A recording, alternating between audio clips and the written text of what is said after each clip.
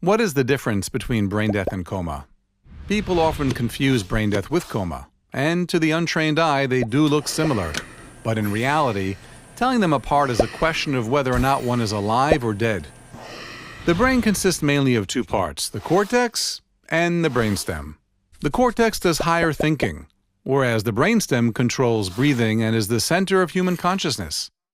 If one's cortex is severely damaged, one can become unconscious and fall into a coma.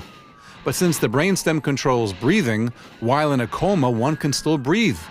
Although occasionally comatose patients are sometimes attached to a ventilator to help them breathe. Comatose and vegetative state mean the same thing. Comatose is just short-term, 30 days or less, and after 30 days it's called vegetative state. Sometimes people can recover from a coma and from a vegetative state.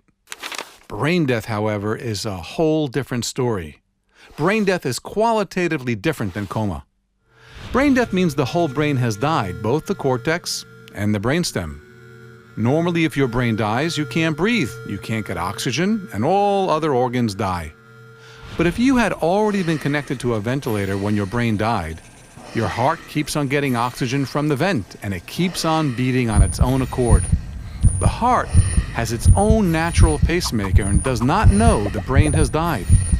The organism is dead, but its organs remain alive for a few more days. The most important difference between brain death and coma is you can wake up from a coma, but you can't wake up from brain death because brain death is death. Brain death is final. Even on a ventilator, upon the onset of brain death, all the organs, including the heart, will die in a short period of time. No one has ever woken up from brain death. Unfortunately, many people, including journalists, use the terms coma, vegetative state, brain death, and brain damage interchangeably. And this confuses people. But now you know better. Coma is not brain death, and brain death is not coma. Brain death is death, and the living organs, if donated, can save 8 other lives. Organ donation saves lives.